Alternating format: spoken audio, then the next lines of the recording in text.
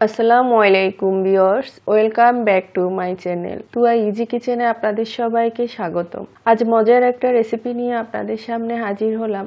Vegetable beef খিচুড়ি খুবই মজার একটা রেসিপি, সহজভাবে করে দেখানোর চেষ্টা করেছি। আশা করি আমার রেসিপিটা আপনাদের ভালো লাগবে। চলুন মূল রেসিপিতে যাই।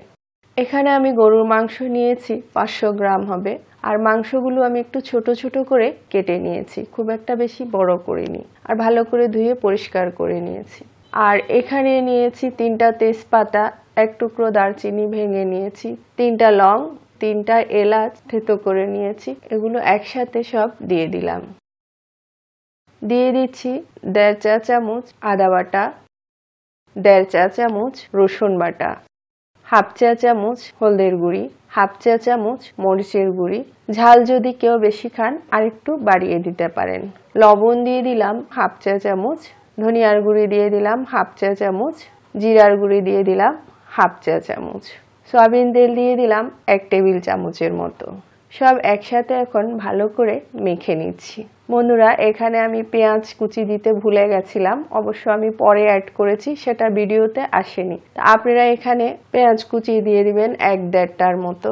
তো সবগুলো এখন ভালো করে আমি মেখে নিয়েছি, দেখতে পাচ্ছেন। এখন আমি এগুলো প্রেসার কুকারে নিয়ে নিচ্ছি। মাংসগুলো প্রেসার কুকারে নিয়ে নিলাম। আর হাড়টা ধুয়ে 1 কাপের মতো পানি দিয়ে দিলাম। পানি দিয়ে ঢাকনাটা এখন আমি লক করে দিয়েছি। আর চুলায় বসিয়ে দিলাম। 3 থেকে 4টা সিটি দিয়ে নিব। আর এখানে আমি 1 কাপ মুগ ডাল প্রায় 30 মিনিট আগে ভিজিয়ে রেখেছিলাম, দেখতে পাচ্ছেন এগুলো ফুলে কত বড় বড় হয়ে গেছে। এখন আমি ডালগুলো ধুয়ে নিব। আর এখানে নিয়েছি 1.5 কেজির মতো পোলাও চাল। মসুরের ডাল নিয়ে নিলাম 1/2 কাপের মতো, মিক্স করে নিচ্ছি। আর এগুলো এখন আমি ধুয়ে নিব। 4টা সিটি দেওয়ার পর চুলাটা বন্ধ করে মাংসটা এখন আমি নামিয়ে রাখছি। ঢাকনাটা আমি এখন ওপেন করব না, ঢাকনাটা আমি 10 থেকে 15 মিনিট পর ওপেন করব। এখন এক সাইডে এটা রেখে দিচ্ছি। চুলায় একটা পাতিল বসিয়েছি, সয়াবিন তেল দিয়ে দিলাম প্রায় 1 কাপের মতো। আর এখানে আমি নিয়েছি শিম, গাজর, ফুলকপি এবং আলু, সবগুলো আমি এখানে প্রায় 1 কাপ থেকে একটু বেশি করে হবে এই পরিমাণে সবগুলো নিয়েছি। দিয়ে দিলাম সামান্য একটু হলদের গুঁড়ি আর সামান্য একটু লবণ। ফুল আঁচে নেড়ে চেড়ে এগুলো 4 থেকে 5 মিনিটের মতো ভেজে নিব।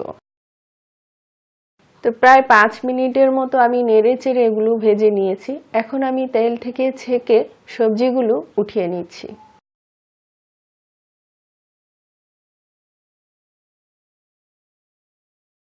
এগুলো আমি এখন এক সাইডে ঢেকে রেখে দিচ্ছি।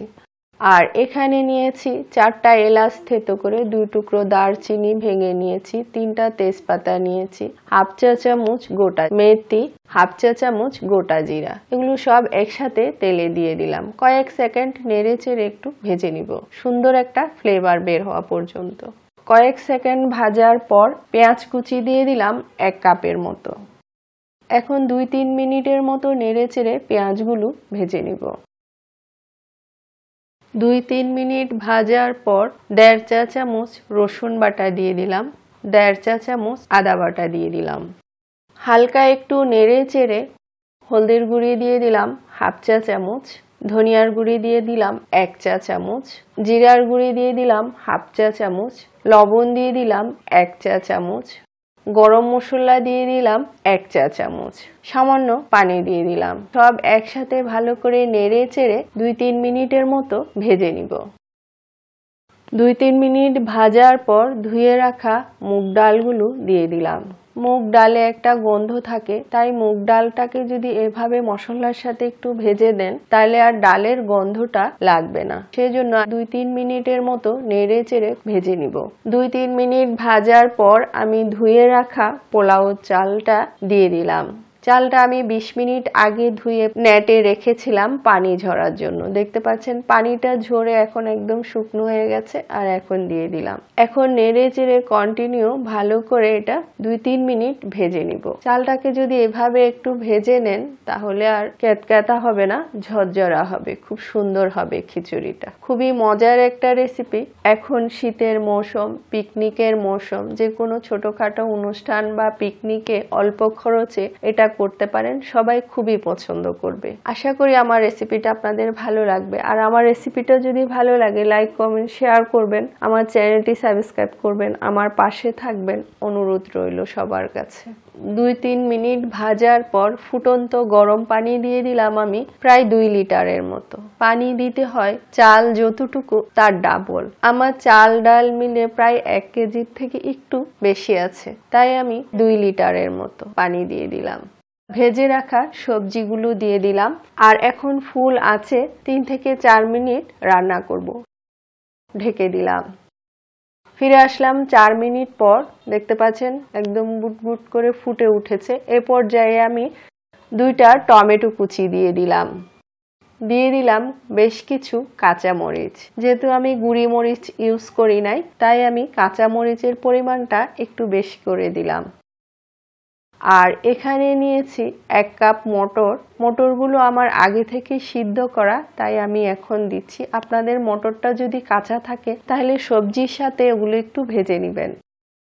ঢেকে দিলাম আবার 5 মিনিটের জন্য। ফিরে আসলাম 5 মিনিট পর। চুলার আঁচটা এখন আমি মিডিয়াম টু লোয়ে করে দিয়েছি। এখন সেই রান্না করা গরুর মাংসটা আমি উপর দিয়ে দিলাম। চিনি দিয়ে দিলাম 1 চা চামচের মতো। চিনিটা অপশনাল, আপনারা না চাইলে বাদ দিতে পারেন। সব একসাথে আলতো হাতে নেড়ে চেড়ে মিক্স করে দিচ্ছি। একেবারে লো আছে। এখন 10 থেকে 15 মিনিট আমি এগুলো দমে রাখবো।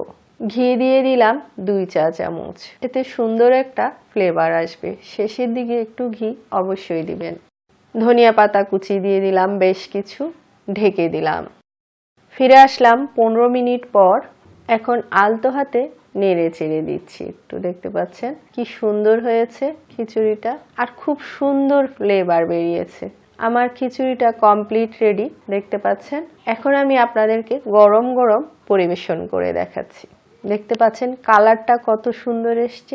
দেখতে যেমন সুন্দর, খেতেও খুব মজা। পুরো রেসিপিটা ফলো করে একবার তৈরি করে দেখবেন, আশা করি ভালো লাগবে। এতক্ষণ আমার ভিডিওটা দেখার জন্য আপনাদের সবাইকে অনেক অনেক ধন্যবাদ। আবার অন্য কোনো রেসিপি নিয়ে আপনাদের সামনে হাজির হব। সবাই ভালো থাকবেন। আল্লাহ হাফেজ।